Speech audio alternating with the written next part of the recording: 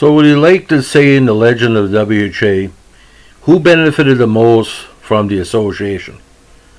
Well, there's three answers.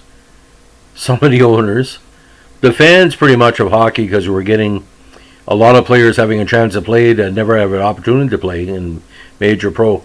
And in my opinion, probably one of the most underrated skaters of the 1970s, was probably one of the most unique names. It sounds like a poet from Spain or Germany. Today we're going to be talking about the legend of the great Larry Lund.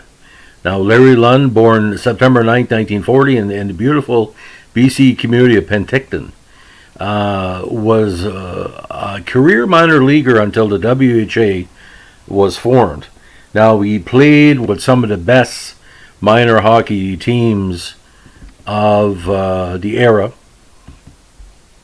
starting with the Muskegon Zephyrs in the 62 and 63 season. Now, we got a start with the Edmonton Oil Kings in the 2 years previous with the CAHL. Ended up with the San Francisco Seals in 64. Then the Minneapolis Bruins of the CPHL in 1975. The center was back with the Seals in the second half of 65. Then played 3 years with the Seattle Totems, which were going to be a WHA team, but that's another story for another day. Had some good years with the Totems, averaged about 25 to 30 goals a season. Did get a call up to the Quebec Aces from Seattle in 69 and got a goal and 2 assists.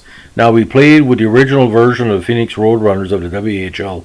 Very popular squad. Again, he was averaging 30 goals a game. Now, here's where the opportunities open, ladies and gentlemen.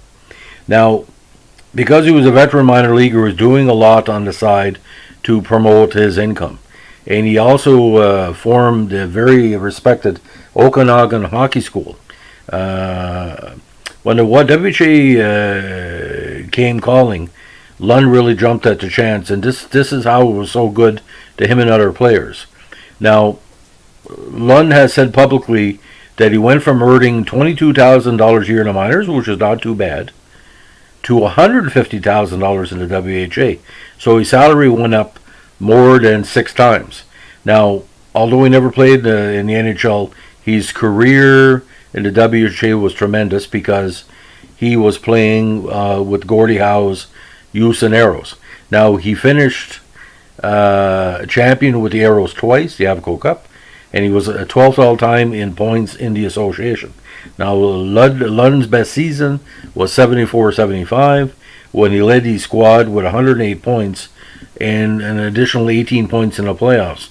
Now, with Houston in his 6 seasons, although he had a drop-off production in his last campaign, again, he was averaging between 25 and 30 goals a season with double the assists. So he was known to take a penalty here and there, but his WHA totals in those 6 years were tremendous. 459 games, 149 goals, 277 assists for 426 points, 65 points in the playoffs. You know, when you're a point-a-game pace, you can't ask any better. 20 goals and 45 assists for 65 points. Now, due to his tremendous talent, development stages, he was inducted to 2 Hall of Fames within 4 years in the 2000s and 2010s. On July 25th, 2008, Lund was inducted into the BC Hockey Hall of Fame. And in 2012, he was inducted into WHA's inaugural Hall of Fame. Now, he was also a good businessman as he owned a barley mill brew pub in Penticton for a while. So Larry Lund, when we were growing up, we heard about this player, and we really thought that he had an opportunity to come back maybe to a goal of making the NHL. But if you're making 120 to 140,000 and you're playing in the beautiful community of Houston, and you're with the Gordie Howe the father Gordie Howe, and all the Howes there, the 2 sons and Colleen, why in the hell would you leave money and the warmth and the beauty of Houston to come to the cold climes in Toronto and Montreal and all the Chicago and the chilliness? Stay in Houston, cash your checks, play with Gordie Howe, and rinse, recycle, repeat. But for me, Larry Lund is an example how the WHA was kind to people that were never given a chance.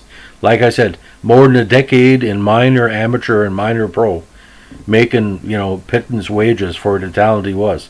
And as soon as he arrived in WHA, the money may went up and the recognition went up. And look at this, ladies and gentlemen. 42 years later, I've never been to Penticton. I'm doing a podcast. I'm probably one of Penticton's greatest athletes and one of the greatest legends and role models. So there you go. You never know when success is going to happen. Have a good evening. Bye.